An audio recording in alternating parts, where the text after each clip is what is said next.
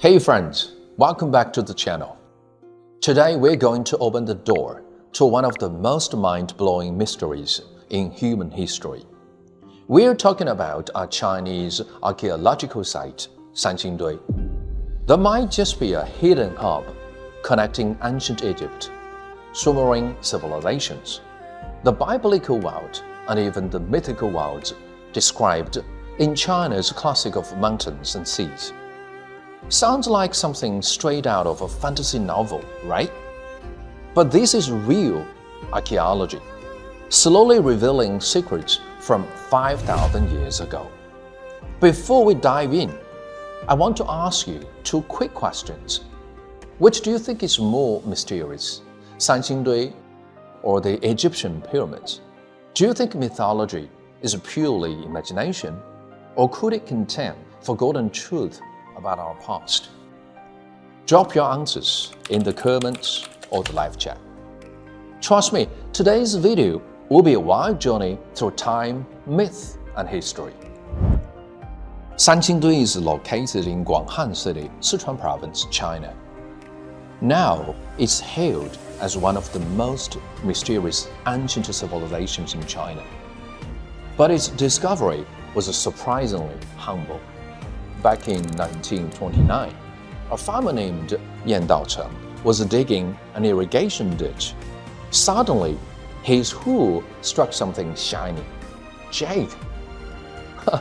As he dug further, jade discs, jade axes, ceremonial blades started appearing. Little did he know, he had just stumbled upon a prehistoric site dating back over 5,000 years. Later, a British missionary and Chinese archaeologists like Feng Hanji examined the site, and Sanxingdui gradually entered the museum world, and then the imagination of the world. Now, about the name Sanxingdui, it literally means three-star moons, because the site has three prominent earth moons arranged like stars in the sky. Sounds familiar? Yep, the Egyptian pyramids also set a mirror orange belt. This isn't a coincidence. Ancient Chinese culture practiced heaven-man unity, meaning humans and celestial bodies were closely connected. They likely had early star worship and rituals aligned with the skies. Sanxingdui's archaeology has gone through three main waves, and each dig uncovered increasingly mind-blowing artifacts. 1930s, first discoveries scattered jade pieces and small artifacts. 1986, the big breakthrough, two ritual pits were unearthed containing bronze masks, ivory carvings, jade objects, and good scepters, shocking China. 2019 onwards, high-precision digs revealed even more astonishing finds. Bronze humanoid figures with bird legs, snake-bodied human statues, golden ceremonial masks, the now famous 4-meter-tall bronze sacred tree. Each excavation felt like opening a time capsule from another world.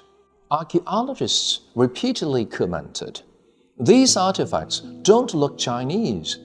They feel like another civilization entirely."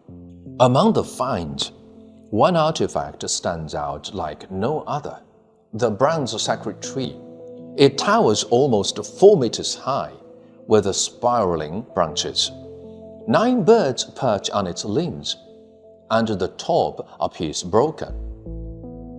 Archaeologists speculate there was once a 10th bird or even a sun symbol. If you've read the classic of mountains and seas, this will sound familiar. In the east, there is the Fusang Tree.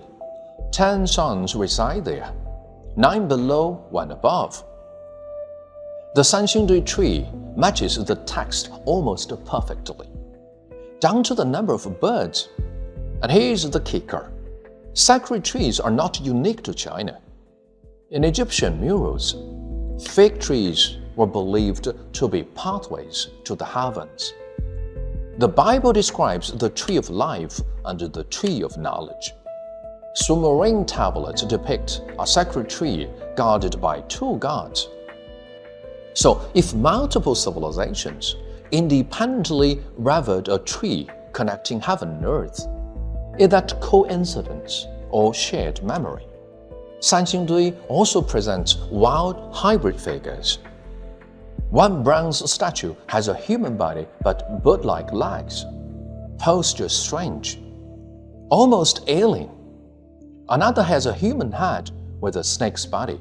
When combined, these forms resemble creatures from Zhulong myth, the torch dragon in Chinese legend. Even in Sumerian mythology, gods like the Anunnaki were portrayed as bird-headed humans, reptilian or snake-like features. Other examples: 女娲, human face, snake body; 伏羲, sometimes bull-headed, sometimes snake-tailed; 烛龙, naked human face, vertical eyes. Here is the big question. If mythology was just glorifying ancestors, why depict them as bird-legs, snake-bodied, or reptilian? Maybe these aren't fantasies at all. Perhaps they are residual memories of ancient beings we once coexisted with.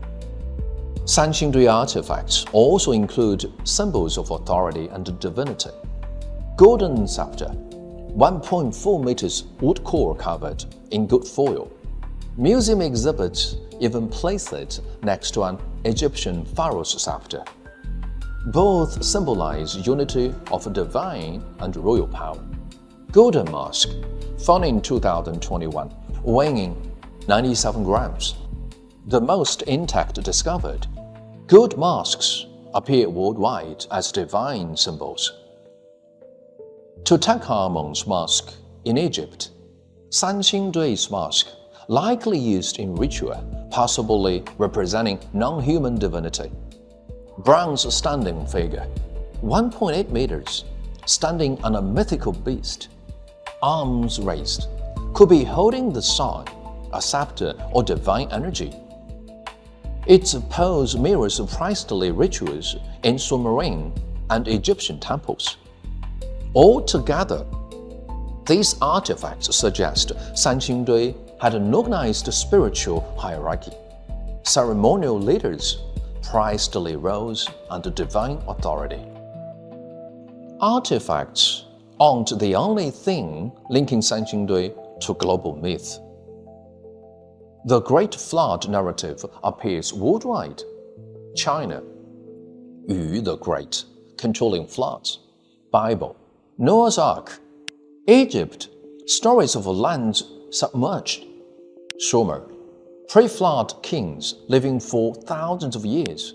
After the flood, lifespans suddenly became normal human lengths. Sanxingdui's region, ancient Shu, records three divine rulers, Canchong, Boguan, and Yufu. Each ruled hundreds of years, almost immortal. Could this mean that, before the flood, humans coexisted with non-human beings, and the flood was a kind of reset button for civilization? Crazy, huh? Maybe. But this God-King-human cycle repeats across multiple civilizations. Let's be clear, we are not claiming aliens built Sanxingdui. The point is, Sanxingdui isn't just a Chinese archaeological site. It's a bridge between mythology and history, imagination and reality. It poses a question: do we really understand our own past? Every artifact, every mask, every statue is a key to the black box of human origins. From the classic of mountains and seas to the Bible, from Anunnaki to Fuxi, maybe they were never that far apart after all. Now it's your turn. Do you think the gods of Sanxingdui were just human imagination, or were they real non-human beings that once existed?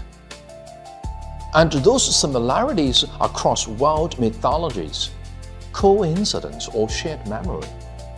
Comment below. I want to hear your thoughts. Don't forget to like, subscribe, because your ideas might spark our next big exploration. See you in the next video.